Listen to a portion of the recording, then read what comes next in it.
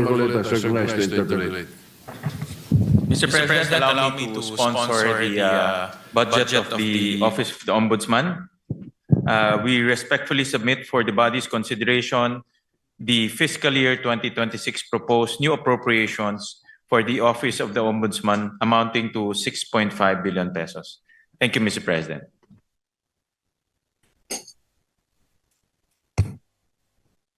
Thank you, Mr. President. You go ahead, Senator Marcoleta, you're recognized. Mr. President, in several decisions of the Supreme Court, the Office of the Ombudsman was admonished for grave abuse of discretion, for acts of bending or twisting the law to expand its powers. I may cite several jurisprudence if I must.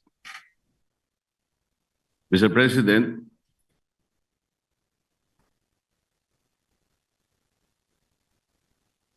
if I will be required. And we all know that the present Ombudsman, Mr. President, publicly flouted his predilection to bend the law.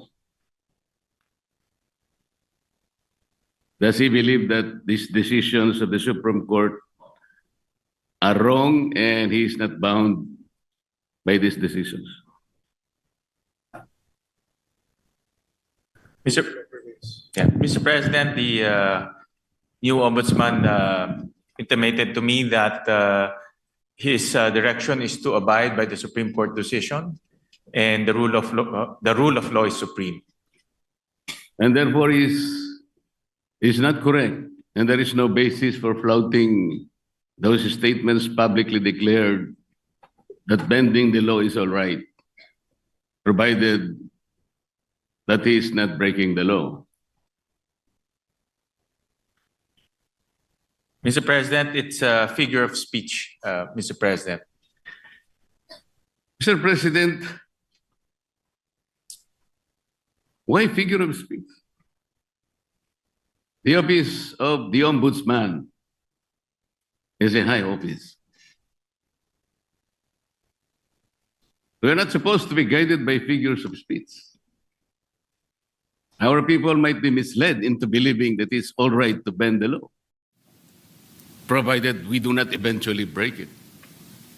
It should be explained succinctly, Mr. Speaker. It should be explained very well that that is not correct. That he was wrong in saying that. He was very wrong in confirming and even affirming that publicly in one of our hearings in the Blue Ribbon Committee. Can we expect that, Mr. President, for the Ombudsman to do?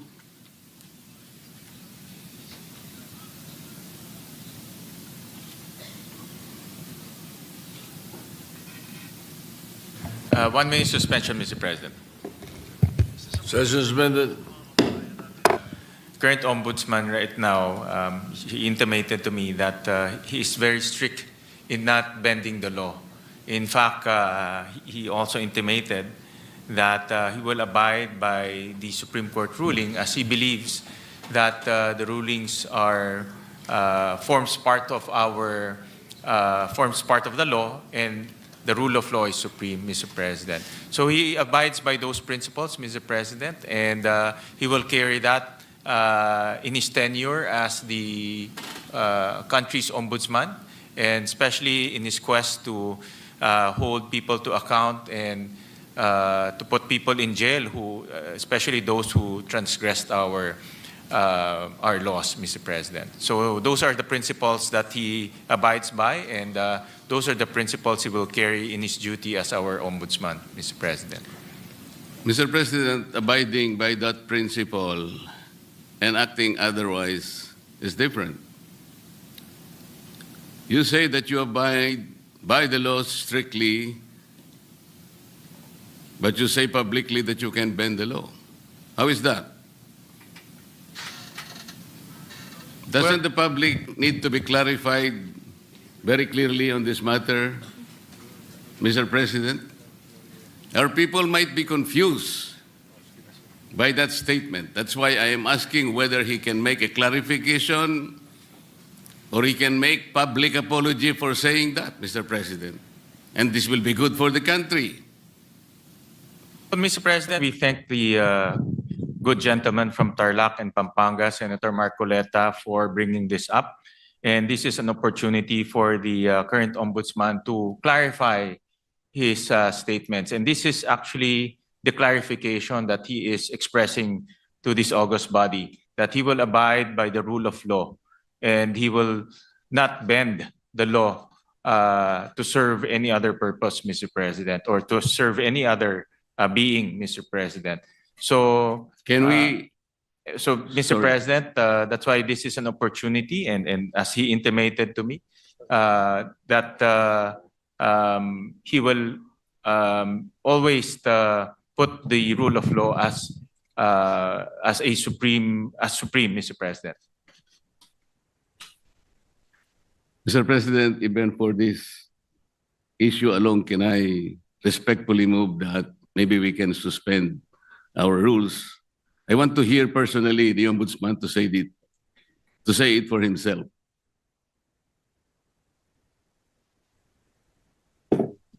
One minute suspension, Mr. President. Session suspended. What is your pleasure after that motion? Mr. President, with all due respect to the good gentleman from Tarlac and Pampanga, the Senator Marcoleta, we have very, very rarely given way to such a motion to suspend the rules, especially during budget plenary deliberations, with all due respect to Senator Marcoleta. So I apologize that it may not be possible also this morning, Mr. President. So therefore, we are not entertaining the motion. We are not entertaining the motion, Mr. President, but the chairman remains fully capable of addressing the important issue raised by the good gentleman. All right, thank you. Thank you, Mr. President. Thank you, Yes. Majority Leader. Muli, nagpapasalamat po kami kay Senator Marcoleta at tinanong niya po yung itong issue. Nagbibigay po to ng oportunidad para sa ating bagong ombudsman klaruhin yung kanyang mga nasabi. At wala hong intention to bend the law. No? That's very clear. In fact, ang prinsipyo po ng ating bagong ombudsman is to follow the law and uphold the law. Dahil naniniwala siya na ang rule of law is supreme, Mr. President. So, para lang klaro, no, na itong nasabi niya ay isang figure of speech, pero wala hong intensyon na baliin po ang batas. Dahil ang kanyang intensyon ay ipatupad ng batas ng may integridad at may katarungan, Mr. President. Mr. President, kaya ko lang naman po ipinipilit ang bagay na ito sapagkat I think even the ombudsman as a lawyer himself believes in the court doctrine of our legal system, dura lex sed lex. Yung sinasabi nating bending the law will be inconsistent totally with this core legal system. Hindi mo po pwedeng kahit na konti. Tatanong ko nga sana to what extent can you bend the law that can still be acceptable? Hindi po pwede yun. Dura lex sed lex. At ako rin po, sumasang-ayon po kay Senator Marcoleta, the good gentleman from Tarlac, Pampanga, na ang batas po ay dapat ho natin ipatupad. At wala ho yan tinitignan. Kaya ho naka-blindfold po si Lady Justice dahil wala ho tinitignan. At yan rin po ang assurance ho ng ating bagong ombudsman dito po sa bulwagang ito at sa lahat po sa sambayang Pilipino na nanonood ho sa atin na ipapatupad niya ho ang batas na may integridad po. Kasi po, Mr. President, nakakabagabag talaga. Sana po figure of speech lang. Pero nagkaroon po kasi ng pagkakataon na hindi speech yun eh. Dahil doon sa isang pagdinig sa Blue Ribbon Committee, nakita naman po nating lahat. When a particular witness applied for witness protection program, and the law is clear, the provisions of law on the requirements on how to apply for a witness under the witness protection program, nandun po lahat yun eh. The enumerations, the requirements are exclusive. Pero sinabi po ng ating ombudsman, then the Secretary of Justice, pinipilit po merong restitution. I advise him that he cannot do that because restitution does not appear in the law. But Mr. President, he insisted. So doon po nagkakaroon ng problema. While publicly, he declares that he upholds the law to the fullest. Pero in reality, it is not being done. How can you put a requirement which is not in the law? And he said that was his opinion. His opinion will not even matter, Mr. President. Does that opinion will even prevail over the strict provision of law? Yun po yung aking ikinatatakot, ikinababahala, na nami-mislead po yung ating mga mamamayan eh. Pati ang ating processes po ay nalalagay sa alanganin. That's why this is very important. Na kailangan po masettle natin ang isyong ito. We cannot bend the law.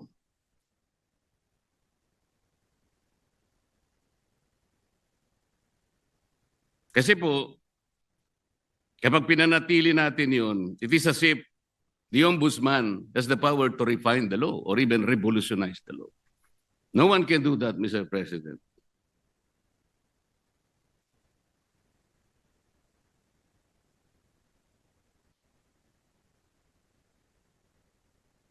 Kasi po, tingnan na, ito pa po yung nakakabagabag. Still falls on this very subject, Mr. President. Kamakailan lamang po ang ating current ombudsman ay nag-announce na sa mga darating na araw, meron pong may issuean na warrants of arrest. Na mga iba po ay kasama pa natin sa kapulungan ito, Mr. President. Mr. President, may I ask whether the Office of the Ombudsman has the power to issue warrants of arrest?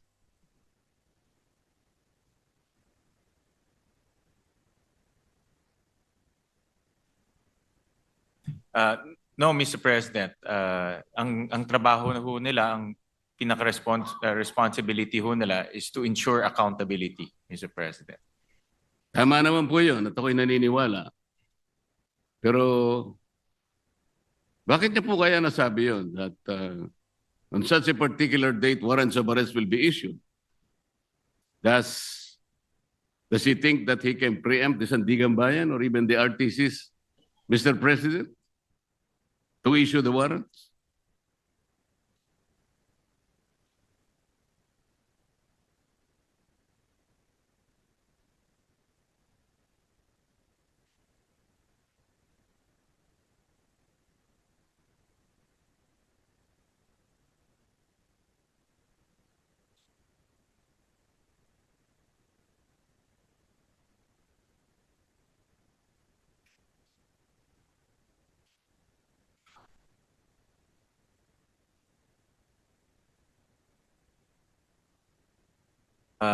Mr. President, this is a indicative timeline. Meron ho kasing sinusundan ng ombudsman na timeline at base po doon sa mga nakita nilang ebidensya, nakita ho nilang mga krimen na ginawa po ng iba't ibang personalidad. Kaya po ito ay parte lang po ng kanilang timeline. At yun lang naman po yung inexplain ng kasalukuyang ombudsman, Mr. President. Mr. President, the Office of the Ombudsman is following a timeline. So paano po niya nasabi na on December 5th? Ano na yun? Anong date po ba yun? Ito po yung nakakatakot, Mr. President. Paano po natin mapapaniwalaan na sa timeline na sinet ng Ombudsman, may palalabas niya yung warrants of arrest? Hindi ba ang ibig sabihin nito, pwede niyang i-preempt ang decision ng Sandigan Bayan or the RTCs because he's following a timeline. And the most intriguing issue here, Mr. President, is that he might be able to influence and preempt the decision of the RTCs and the Sandigan Bayan just to make that timeline a reality. This is a very dangerous proposition, Mr. President. But Mr. President, hindi naman po, no, dahil alam naman ho natin ang Sandigan ay under the ambit of the judiciary.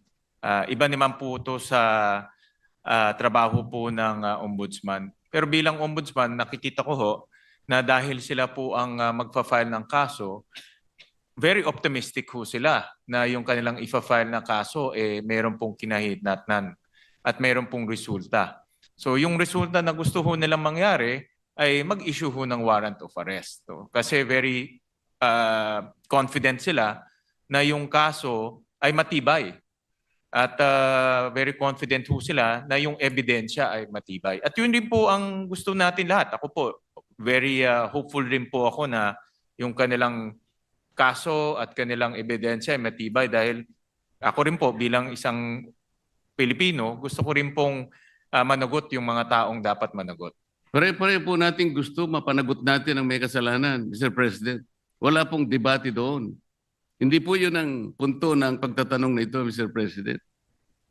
But the ability of the Office of the Ombudsman to predict even the timeline when the warrants of arrest can be issued is something that is troubling, Mr. President.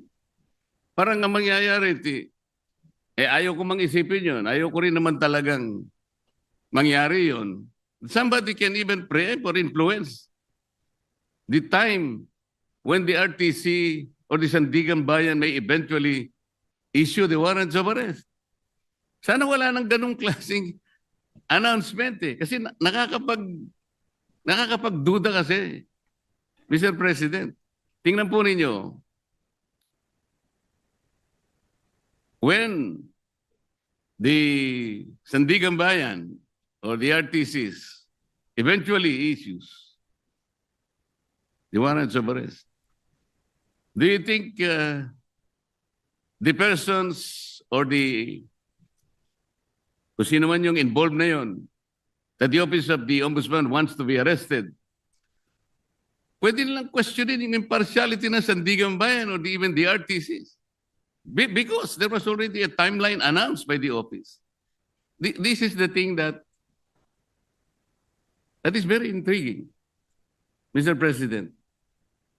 But Mr. President, with all due respect to the esteemed senator from Tarlac and Pampanga, with all due respect po, ito ay isang indicative timeline na tinitignan ho nila. Wala ho silang control sa magiging desisyon ng Sandigan.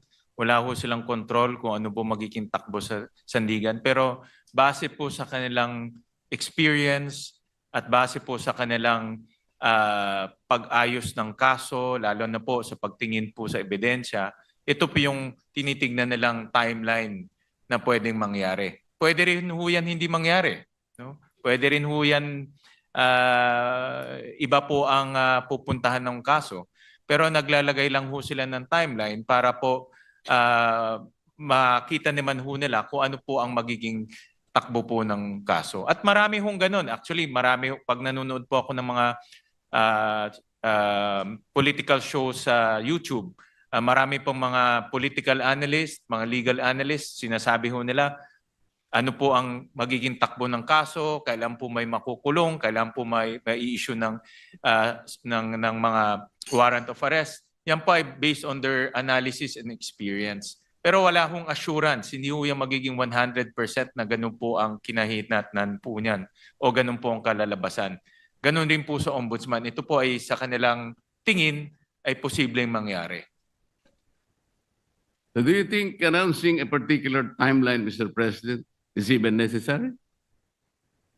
Ito po ay for purpose of information, Mr. President, and para po mabigyan din po ang publiko ng kanilang opinion pagdating po sa magiging takbo po ng kaso.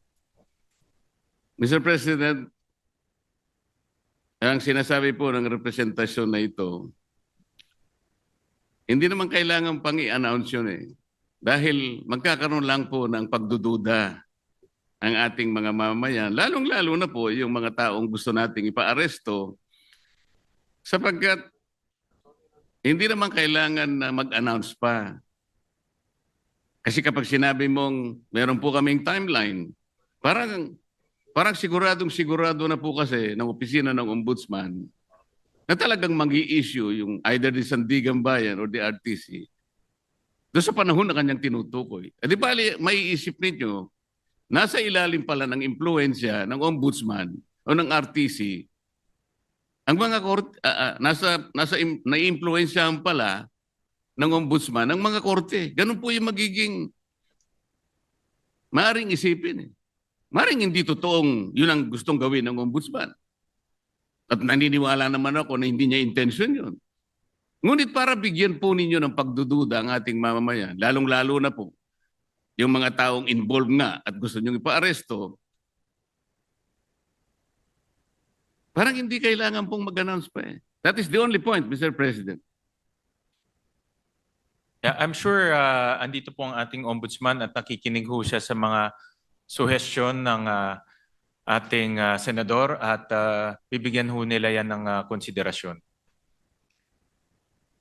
Salamat po sa sagot.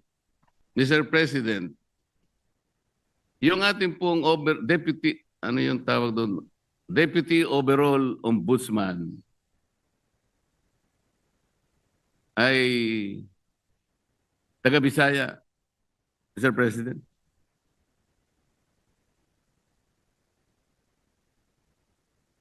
Yung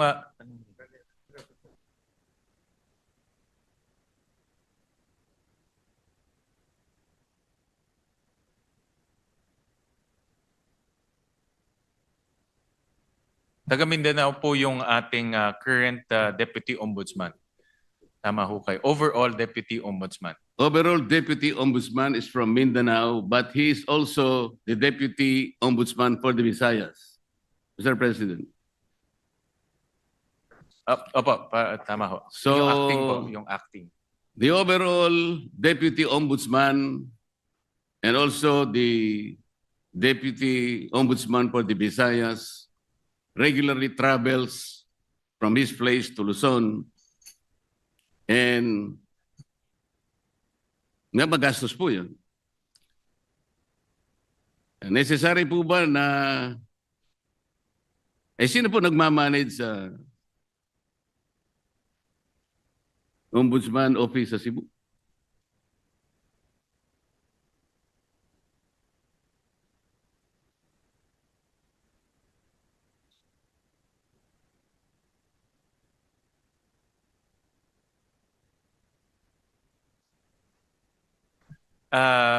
Mr. President, Senator Marcoleta, temporary po na bakante ho yung position na yon. Pero later on ho, ma-field up rin ho yung position. Pero sa ngayon po, dahil bakante ho yun, minomonitor po ng ating ombudsman itong mga opisina ito gamit po ang modernong teknolohiya tulad po ng Zoom, tulad po ng conference calling. So in other words, hands-on po ang ating ombudsman na sinisigurado niya itong mga opisina na ito ay tumatakbo ng maayos. Alin po yung bakante, Mr. President, yung overall Deputy Ombudsman o yung Deputy Ombudsman for Visayas?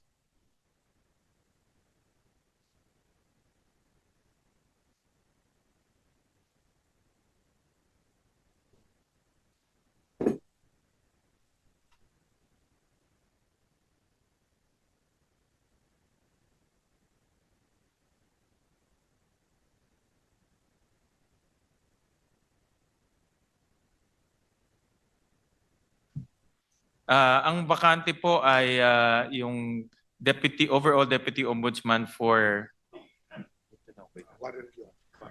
ito po ang bakante po. Yung overall deputy ombudsman ang bakante po. Yes.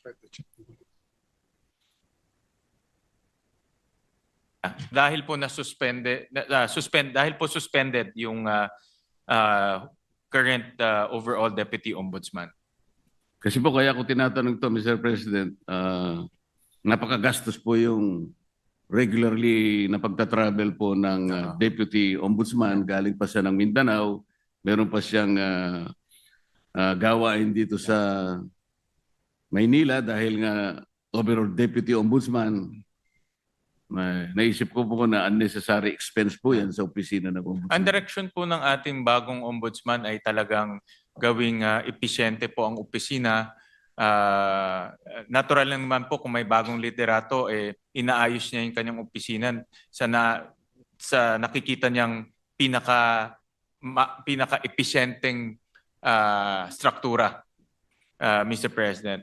So, hindi naman po nila intention na maging bakante to at later on rin po ay malalagyan din po ng tao. Pero tinitignan nila kung anong pong paraan o anong pong structure ang pinaka magiging episyente po para po sa ombudsman offices, Mr. President. Mr. President, bago po naging ombudsman ang aking kaibigan, siya po ay magkaibigan naman tayong dalawa. Ikaw naman, dinideny mo yata eh. Yun nga sinasabi ko, kaibigan pala kayo. Yun nga sinasabi ko. Narinig niyo yata ako, Senator Marcoleta. Bago po siya naging ombudsman, Mr. President, siya po ay kalihim po ng ating Department of Justice. Yun naman pong, dahil nag-retire po yung ating dating ombudsman, Samuel Martires, nagkaroon po ng acting ombudsman. Siya po ay si overall deputy ombudsman Dante Vargas. Kapangalan ko pa siya. Nasaan po siya? Salamat po. Nandito ho siya. Siya po ngayon ang Deputy Ombudsman for Visayas and acting overall Deputy Ombudsman. Concurrent ho Yes, siya. Mr. President. For now. Yes, I know that. Ang itatanong ko po ay, nung siya'y acting overall deputy ombudsman, at sa panahon na yon ay applicant naman po ang aking kaibigan for ombudsman na nabakante nga po, ay gumawa siya ng isang bagay na medyo napaisip ako, Mr. President. Ang tinutukoy ko po ay yung isang office order na kanyang pinalitan. Ang office order na ito po ay kinapapalooban ng parang double docketing. Ngayon, nung siya po ay acting na ombudsman, inalis niya po yung dating memorandum order requiring double docketing. At siya ay gumawa ng isang parang office memo or memorandum na doon po ay pinalitan niya yung office order at may kalakip pa pong isang directive na lahat ng mga complaints, lahat ng asunto, lahat ng habla, administrative man yan, criminal o kahit ano yan, na napapaloob 10 araw bago maging effective yung kanyang order which was issued on September 17, 2025 ay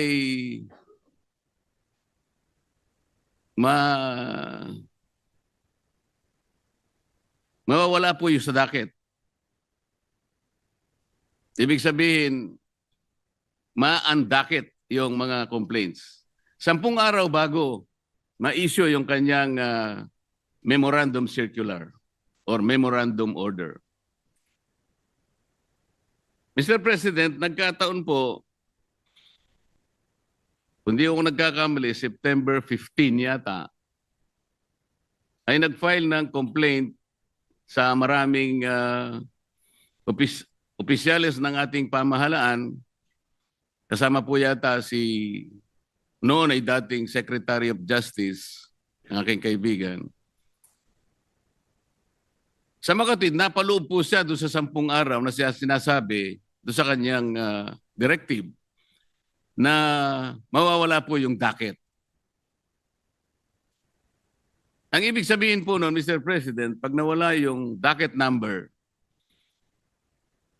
hindi na siya magiging active case kung hindi siya ay malalagay sa kategoriyaan na mga cases under evaluation. Ibig sabihin, Mr. President, wala pang active case, wala pang kaso. Sapagkat nawala ngang visa yung naunang office order ng dating Ombudsman Samuel Martires. Yun po ang naging daan, Mr. President, kung kaya nakapag-issue ng clearance ang opisina ng Ombudsman. At dahil nga po, mistulang walang kaso laban sa aking kaibigan, nasama siya doon sa shortlist na pagpipilian ng ating Pangulo na susunod na Ombudsman ng ating bansa. Mr. President, wala bang, yung ba pangyayaring yun ay, is there something much to be desired in the entire process, Mr. President? Parang ang nangyari, nakagawa ng gano'n yung overall ombudsman nang hindi naman maliwanag what is the visible public service na pwedeng nakamit ng ating mamamayan doon sa ginawa niyang pagpapalit ng office order. Hindi kaya lang ginawa yon para mapagbigyan ang aplikasyon ng aking kaibigan at makakuha siya ng clearance upang sa ganon eventually he will be included in the shortlist to be submitted to the office of the President, makasama sa pagpipilian bilang ombudsman. Yun po yung aking gustong malaman, Mr. President.